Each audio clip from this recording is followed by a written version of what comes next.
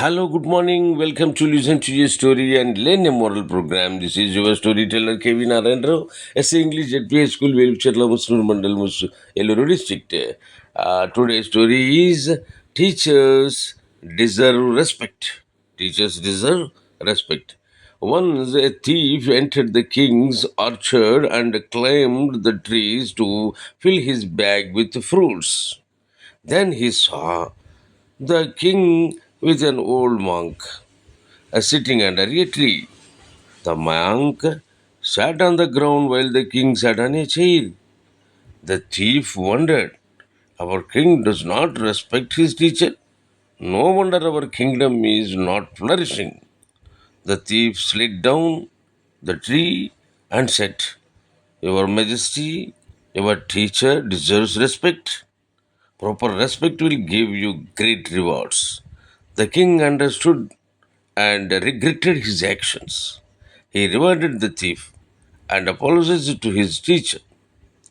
The moral is one's teacher is always superior. One's teacher is always superior. Okay, ఈ కథ తెలుగులో కూడా ఒకసారి వినండి.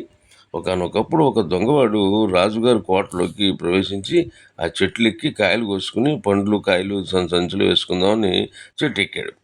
ఆ పక్కన రాజుగారు ఒక సింహాసనం లాంటి కుర్చీ మీద కూర్చున్నారు. ఎదురుగుండా ఒక గురువు గారు అంటే ఉపాధ్యాయుడు అనమాట మాస్టారు కూర్చొని ఉన్నారు. మాస్టర్ ఏమో కింద కూర్చున్నారు, రాజుగారు కుర్చీలో కూర్చున్నారు.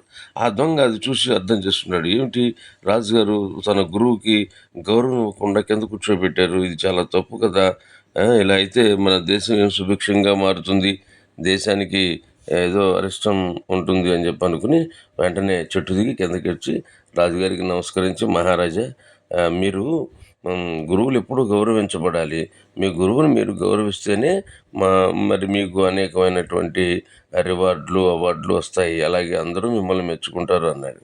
దాంతో రాజుగారు తన తప్పేంటో తను తెలుసుకుని పశ్చాత్తాపం చెందాడు.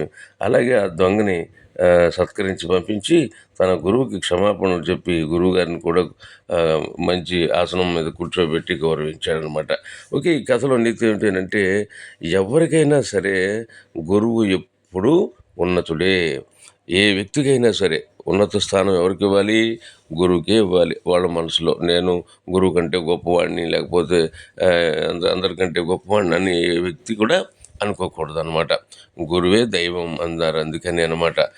మాతృదేవోభవ, పితృదేవోభవ, ఆచార్య దేవోభవ అన్నారు. తల్లిదండ్రి తర్వాత గౌరవమైన స్థానం మరి గురువుకి ఇచ్చారు కాబట్టి మనం గురువుని ఎల్లప్పుడూ గౌరవిస్తూ ఉండాలనేది కథలో నీతి. మరి ఇలా ఈ కథా నీతి మీకు నచ్చినట్లయితే మళ్ళీ వినండి. అట్లాగే మీ స్నేహితులకు పంపడం మర్చిపోకండి. మళ్ళీ ఇంకో మంచి కథ రేపు కలుసుకుందాం. అంతవరకు సెలవు. Okay, bye.